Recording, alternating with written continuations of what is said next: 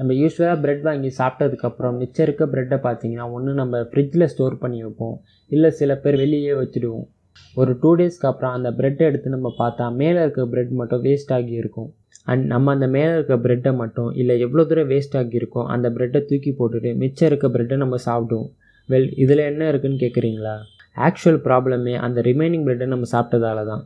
அப்படி என்ன ப்ராப்ளம் இருக்குது அந்த ப்ரெட்டை சாப்பிட்டதால? Welcome to doctor science channel.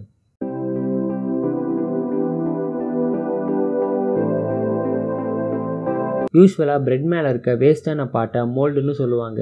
தமிழில் பூர்ண பூத்திருக்குன்னு சொல்லுவோம். ஆக்சுவலாக இந்த மோல்ட் பார்ட்லாம் ஃபங்கஸ் தான். இந்த ஃபங்கஸை மஷ்ரூம் மாதிரின்னு சொல்லலாம். பிகாஸ் நீங்கள் ஒரு மஷ்ரூம் பிளான்ட்டை எடுத்து பார்த்தீங்கன்னா மேல் பகுதியை நம்ம ஈஸியாக பார்க்கலாம். பட் அந்த மஷ்ரூம் பிளான்ட்டோட வேர் பூமியோட அடி வரைக்கும் இருக்கும். அந்த வேரை நம்மளால் பார்க்க முடியாது. அந்த வேர் பகுதியை யூஸ்வலாக ஹைஃபேன்னு சொல்லுவாங்க. இப்போது நம்ம ப்ரெட் மேலே இருக்க மோல்டை மைக்ரோஸ்கோப்பில் பார்த்தா கண்ணுக்கு தெரியாத அந்த ஹைஃபேயை நம்ம பார்க்கலாம். இந்த ஹைஃபே ப்ரெட்டுக்கு கீழே வரைக்கும் வளர்ந்து நம்ம கண்ணுக்கு தெரியாமல் இருக்கும். பட் நம்ம இது தெரியாமல் ப்ரெட் மேலே மட்டும்தான் மோல்டு இருக்குன்னு அதை தூக்கி போட்டுட்டு ரிமைனிங் இருக்க ப்ரெட்டை நம்ம சாப்பிடுவோம். இந்த ப்ரெட் மோல்டில் குறைஞ்சது ஆயிரக்கணக்கான வகையான மோல்ஸ்லாம் இருக்குது. அப்படி பார்க்கப்படுற ப்ரெட் மோல்ஸில் சுமார் ஆயிரக்கணக்கான ப்ரெட் மோல்ஸ்லாம் எந்த ஒரு ப்ராப்ளமும் ஏற்படுத்தாது. பட் சில மோல்ஸ் நமக்கு ப்ராப்ளம் உண்டாக்கும்.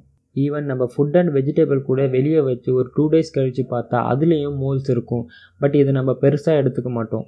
அந்த வெஜிடபிளை வாஷ் பண்ணி நம்ம மறுபடியும் யூஸ் பண்ணுவோம்.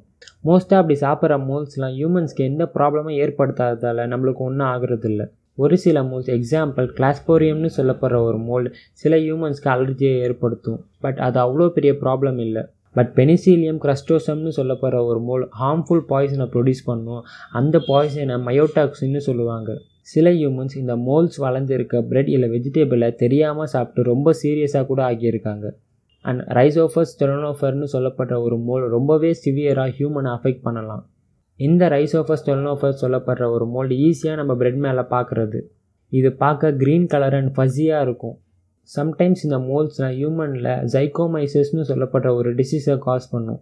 இந்த டிசீஸ் நம்ம பாடியில் இருக்க பிளட்டை கிளாட் பண்ணி பிளட்டுக்கு தேவையான ஆக்சிஜனை கிடைக்க முடியாமல் பண்ணி விட்டுடும்.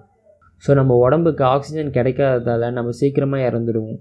ஈவன் மோல்ஸ் ப்ரொடியூஸ் பண்ணுற பாய்சன் நம்ம ஹீட் பண்ணால் கூட அதோட விஷத்தன்மை போகாது. ஸோ நெக்ஸ்ட் டைம் நீங்கள் மோல்ஸ் இருக்க பிரெட் இல்லை வெஜிடபிள் இல்லை ஃப்ரூட்ஸை பார்த்தா ஒன்று ஃபுல்லாக தூக்கி போடுவீங்களா, இல்லை வாஷ் பண்ணி மறுபடியும் சாப்பிட யூஸ் பண்ணுவீங்களா?